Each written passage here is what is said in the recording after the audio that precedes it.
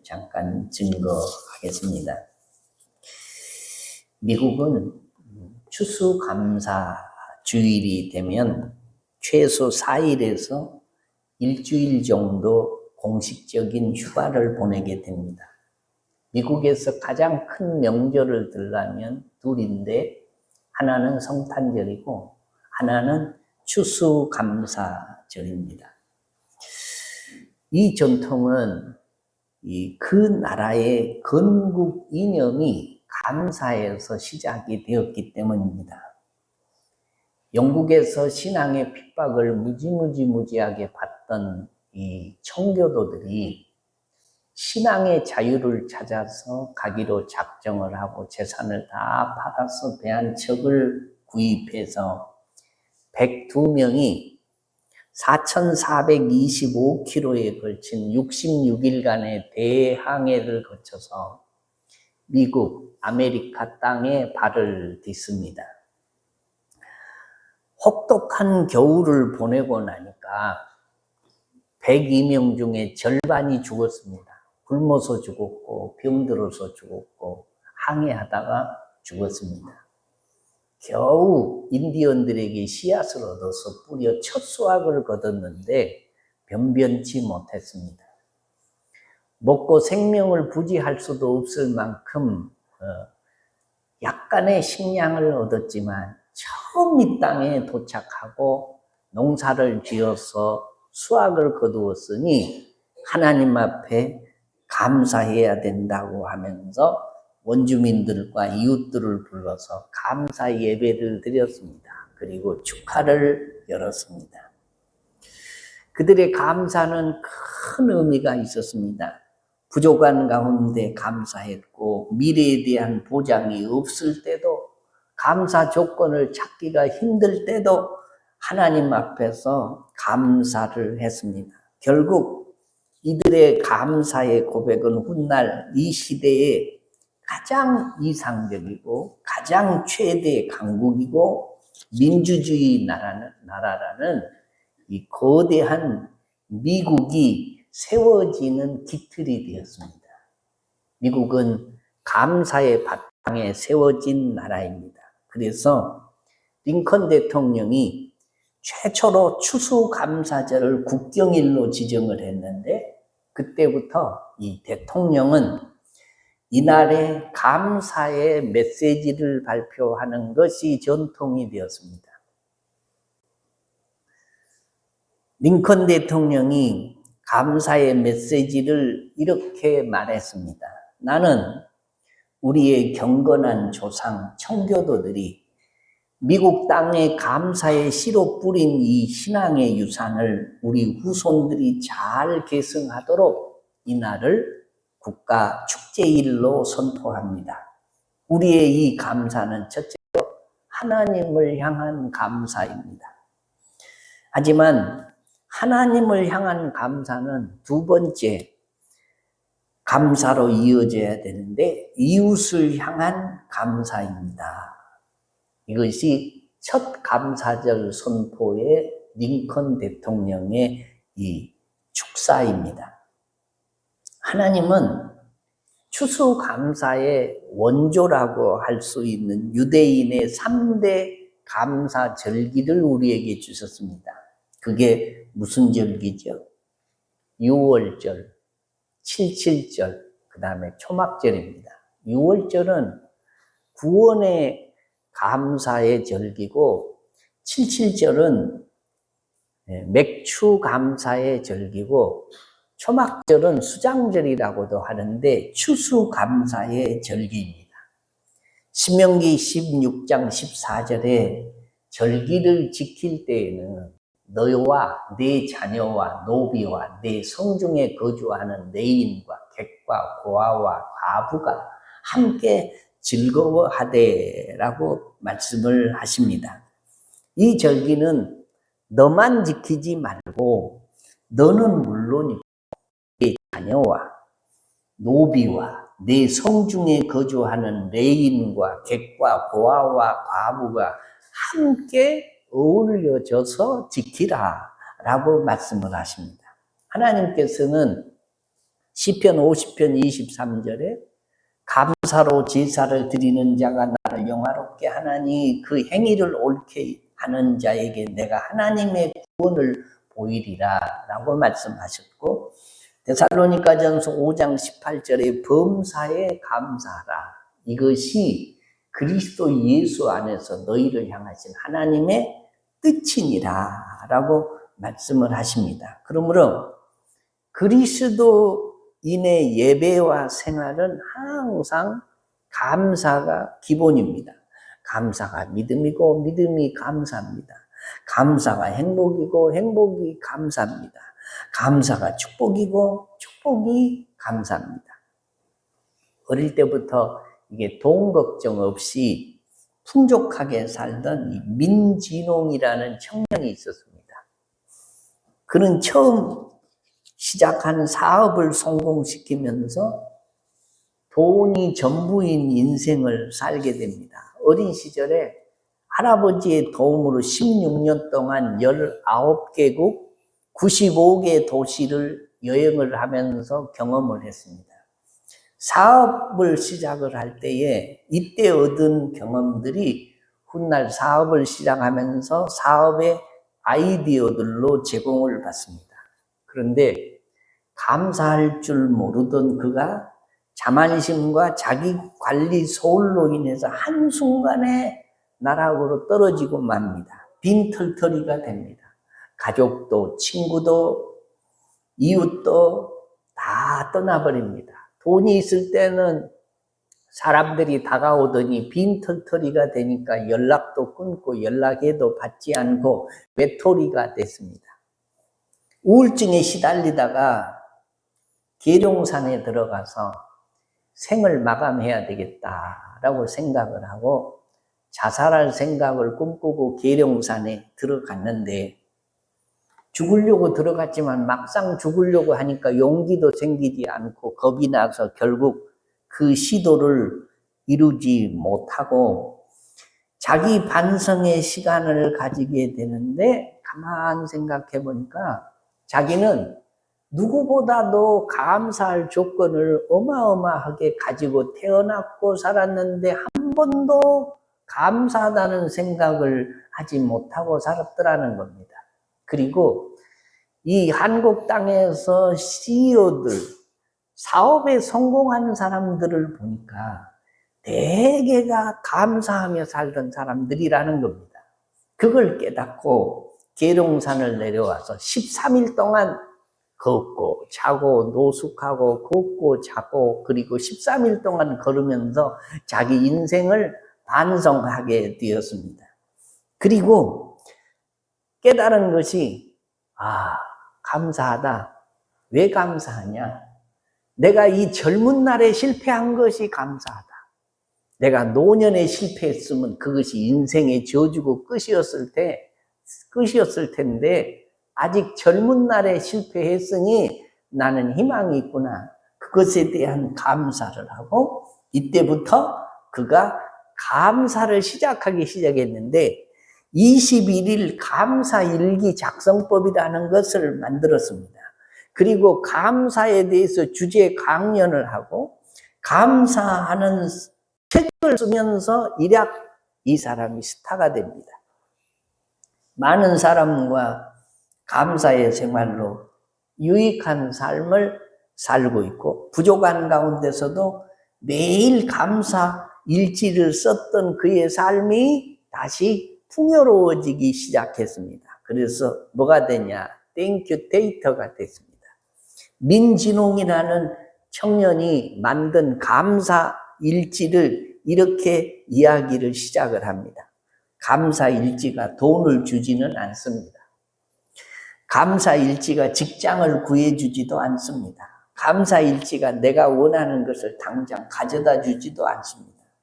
감사 일지가 나의 갈등을 완전히 없애주지도 않습니다. 하지만 분명한 것이 있습니다. 감사 일지는 내가 원하는 모든 것을 씨앗이 되어줍니다. 감사 일지가 지속되면 그 씨앗은 서서히 발아해 마침내 싹을 틔웁니다. 그는 사람들 스스로 자신이 감사의 삶을 살고 있는지를 판단해보는 짧은 문장에 대한 답을 해보면서 알 수 있다고 6가지를 제시합니다. 여러분도 한번 들어보시고 내가 감사의 사람인지 점검을 한번 해보시기 바랍니다. 첫째, 나는 내 인생에서 감사할 일들이 많다고 생각한다. 맞습니까? 둘째, 내 인생에서 감사할 것에 대한 목록을 작성한다면 그 목록은 아주 길 것이다. 셋째, 세상을 보면 감사해야 할 일이 아주 많이 보인다. 넷째, 아주 많은 사람들에게 감사함을 느낀다. 다섯째, 나이를 먹어가면서 인생에서 만나는 사람들, 겪는 사건, 부딪히는 모든 상황에 대해 점점 더 감사하게 된다. 여섯째, 어떤 일이나 사람에게 감사함을 느끼는데 걸리는 시간은 매우 짧다라고 6가지를 제시를 했습니다. 이 글을 보고 12살 먹은 아이가 내가 이 순간에 감사하고 싶은 모든 것 10가지를 이렇게 적었습니다.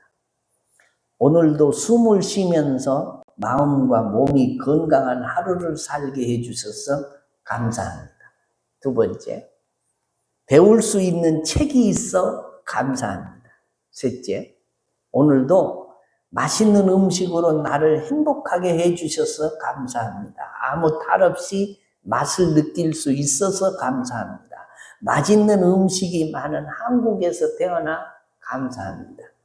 넷째, 가족끼리 여행 가며 재미있는 시간을 보낼 수 있어 감사하고 내가 경제적으로 힘들지 않고 화목한 가정에 태어나 감사합니다. 그 다음, 평생을 의지하고 아낄 수 있는 소중한 동생이 있어 감사하고 무엇보다도 동생이 정서적으로 안정되어 있고 건강해서 감사합니다. 학교와 도서관 같은 시설에서 공부할 수 있어 감사합니다. 또 여러 감정을 느낄 수 있어서 감사합니다. 엄마와 아빠가 건강하고 서로 사랑할 줄 알고 아낄 줄 아는 사람이어서 감사합니다. 살 집이 있고 따뜻한 옷이 있어 감사합니다. 마지막으로 동생의 8번째 생일을 맞이할 수 있어 감사하고 세상에 다양한 음식이 있음에도 불구하고 체중 관리를 할 수 있는 나에게 감사합니다 라고 썼습니다. 인류 역사상 최고의 천재 중에 한 명인 이 아인슈타인은 사소한 것에도 감사할 줄 아는 마음을 자신의 최대의 장점이라고 했습니다. 현존하는 최고의 물리학자 스티븐 호킹 박사는 자신의 업적을 감사 덕으로 들었습니다. 100kg이 넘는 거부의 마약 중독자였던 오프라 윈프리를 흑인 여성 최초의 10억 달러의 부자로 만든 힘 역시 감사였습니다. 찾아보면 이런 사례는 너무너무 많습니다. 오늘 성경 말씀입니다. 하박국 3장 17절 이하의 말씀에 같이 한번 읽어보겠습니다. 시작. 비록 무화과 나무가 무성하지 못하며 포도나무에 열매가 없으며 감람나무에 소출이 없으며 밭에 먹을 것이 없으며 우리의 양이 없으며 외양간에 소가 없을지라도 나는 여호와로 말미암아 즐거워하며 나의 구원의 하나님으로 말미암아 기뻐하리로다. 주 여호와는 나의 힘이시라. 나의 발을 사슴과 같게 하사 나를 나의 높은 곳으로 다니게 하시로다. 이 노래는 주의하는 사람을 위하여 내 수금에 마친 것이니라. 여러분, 이 성경 말씀을 보면요, 가장 밑바닥에 있는 사람의 이야기입니다. 무화과 나무도 무성치 못하고 포도나무를 심었는데 열매도 없고 감람나무에 소출도 없고 밭에 먹을 것도 없고 우리의 양도 없고 외양간에 소도 없고 결국 굶어 죽을 지경에 이르렀다, 그런 말이죠. 풍요로움이라는 것은 하나도 찾아볼 수 없는 지경에 이르렀다. 그런 말씀입니다. 그럼에도 불구하고, 없음에도 불구하고, 즐거워하고 감사할 것이 있는데, 하나님 때문에, 여호와 하나님 때문에 내가 감사한다. 라고 노래하고 있는 것입니다. 여러분, 비슷합니다. 세계에서 가장 악랄한 공산주의가 그 정권이 핵무기를 만들어 놓고 틈만 나면 이게 태워서 죽이겠다고 하고 그냥 매번 위협하고 있습니다. 국제정세가 생각한 방향대로 이게 흘러가지가 않습니다. 하나님께서 통치하고 계시면 이 세상이 이렇게 복잡할까? 하나님이 통치하고 계시는지 이게 마귀가 통치하고 있는지 분간이 안 될 때가 종종 있습니다. 요즘 같은 의학 전문 시대에 전염병이 창궐하다니.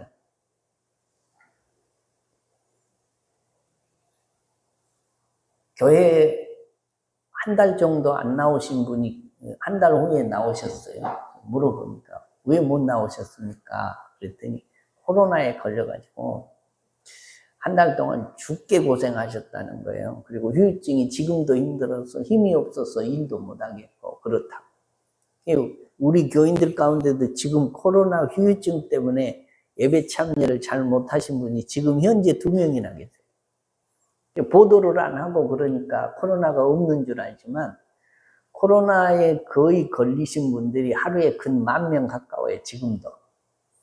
그러니까 여러분들도 걸리셔가지고 그냥 감기처럼 넘어가신 분도 있고 증세 없이도 넘어가신 분도 있는데 되게 힘들게 넘어가는 분들이 많습니다. 아무튼 조심하셔야 된다라는 거죠.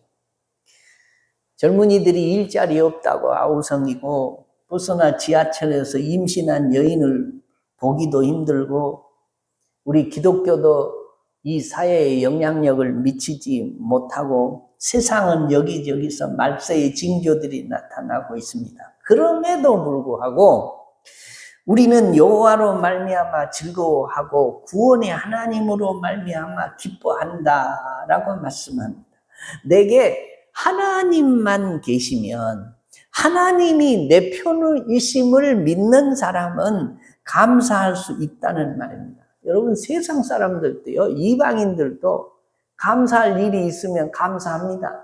아, 내가 이런 좋은 일을 만났으니 나와라, 내가 점심 사겠다, 술 사겠다, 뭐 이런 일들을 세상 사람들도 많이 합니다. 그런데 그리스도인들의 감사와 이방 사람들의 감사는 그들은 감사할 일이 있어야 감사하지만 우리는 없고 없어도 여호와로 인하여 감사한다. 이유가 뭐냐? 하나님 때문이다 라고 말씀해요. 감사가 없으면 어떻게 되기 때문입니까? 우리가 이스라엘 출애굽 40년을 보면 압니다. 이스라엘은 순전히 하나님의 능력과 은혜와 긍휼로 하나님이 세우신 이 지도자 모세의 인도를 따라서 애굽 고센에서 가나안으로 이동을 합니다. 그 거리가 약 400km입니다. 그러니까 한 달이면 천천히 걸어가도 그 400km는 갈 수 있는 거리입니다. 그런데 이스라엘이 몇 년 동안을 광야에서 헤매냐? 무려 40년 동안을 광야에서 왔다 갔다 헤맵니다. 그리고 갖은 고생을 다 겪습니다. 그리고 결국 그들이 가나안 땅에 들어가냐? 애굽에서 나온 사람들의 1세대는 한 명도 가나안 땅에 들어가지 못하고 2세대만 가나안 땅에 들어갑니다. 이유가 뭡니까? 이스라엘 백성들이요, 날마다 하나님의 기적을 보고 삽니다. 홍해를 육지같이 건넙니다. 낮에는 사막에 뜨거운 햇빛을 하나님이 구름 기둥으로 차광막을 쳐주시고 저녁에는 추우니까 하나님이 불기둥을 보내서 난로를 만들어서 따뜻하게 잠을 자게 합니다. 농사 짓지 않아도 40년 동안 아침에 나가보면 만나가 이 사면에 수북이 쌓여서 빚어 먹고 볶아 먹고 끓여 먹고 살도록 하나님이 다 해주십니다. 물이 없을 때 반석에서 샘물이 솟아나서 먹게 하시고, 대적을 만나면 물리쳐 주시고, 매사에 기적과 표적으로 간섭해 주시고 사랑해 주시고 이기게 해 주시는데도 불구하고 그들에게 없었던 것이 뭐냐? 감사가 없었어요. 항상 원망합니다. 그래서 그 원망이 극에 달하니까 모세를 돌로 쳐서 죽이려고 작당을 합니다. 그리고 애굽 생활이 좋았다고 힘을 모아서 다시 애굽으로 돌아가자고 꿈꾸고 선동을 합니다. 우리를 여기까지 인도해 온 분은 하나님이 아니고 금송아지, 금신상, 우상이 우리를 인도해 왔다고 금송아지를 섬기고 춤을 추고 죄를 짓는 일들을 이들이 한다라는 거예요. 그들이 가나안 땅에 왜 못 들어갔을까요? 감사가 없었습니다. 하나님의 인도하심에 순종하지 않았다라는 겁니다. 감사가 없고 감사를 잃어버렸고 감사를 생각하지 않고 훈련하지 않았기 때문입니다. 여러분, 우리나라가 세상에서 이 세계에서 가장 가난한 나라였습니다. 53년도에 우리나라 국민소득이 66달러였어요. 지금은 얼마입니까? 뭐 32,000 얼마가 된다고 하지 않습니까? 세계의 최빈국이었습니다. 그런데 그렇게 가난한 나라에 전쟁이 일어났어요.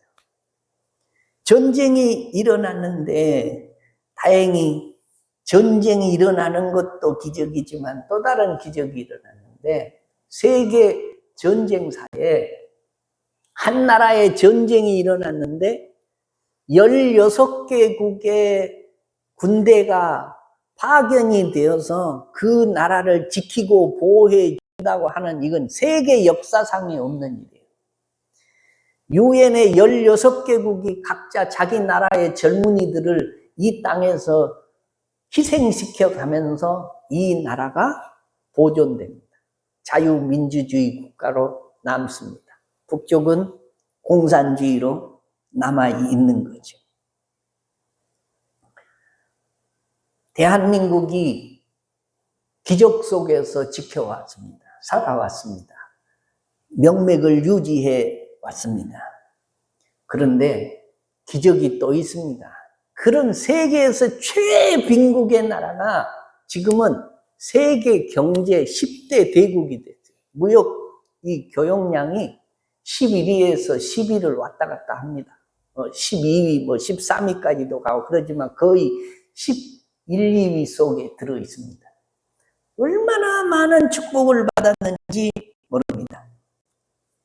지구상에요, 인구가 80억인데 하루에 1달러를 가지고 사는 사람들이 8억이에요. 1달러가 얼마죠? 1,300원 가지고 하루를 사는 사람들이 8억이에요. 이 지구상에 존재하는 사람들의 10분의 1은 1,300원 가지고 하루를 산다니까요. 하루를. 근데 우리가 지금 얼마나 잘 삽니까? 우리가 10배인 39만 원 가지고 하루 한 달을 살 수 있겠습니까? 어림턱도 없는 말이고, 우리가 그 100배인 390만 원을 가져도 지금 살까 말까 한다고 그래요. 390만 원 한 달에 내가 벌어들이면 이게 중산층에도 못 들어가고 서민층이라고 생각하는 사람들이 이 대다수입니다. 먹을 것이 없어서 기아에 허덕이다가 죽어간 사람들의 숫자가 허다한 세상이에요, 지금. 그런데 청년 실업의 문제도 있고 경제적 불평등도 있고 과다한 노동시간의 문제도 있고 정치적인 혼란도 있고, 그러니까 사람들이 우리나라를 뭐라고 하냐? 헬조선이라고 해요. 헬조선이라는 말이 무슨 말인지 아십니까? 헬이라고 하는 것은 지옥을 영어로 헬이라고 하고요. 조선이라는 말은 우리 대한민국이 지옥이다 그 말이에요. 청년들이 헬조선 속에 희망이 없다, 라고 말을 합니다. 정말 우리나라가 지옥입니까? 어떤 부분을 보면 그렇다고 말할 수 있지만 이 온 세계 넓은 눈으로 세상을 바라보면 우리나라는 엄청 좋은 나라입니다. 엄청 잘 사는 나라입니다. 왜 그렇게 됐냐? 감사라는 단어가 이게 사라졌습니다. 정부에서 하는 일에 감사하는 사람들이 없습니다. 지금 생활이 하나님의 은혜라고 감사하는 사람들이 얼마나 되겠습니까? 밤낮 들려오는 소리가 데모, 비판, 협작, 범죄, 원망들의 소리가 들립니다. 이유는 감사라는 단어가 사라져가고 있습니다.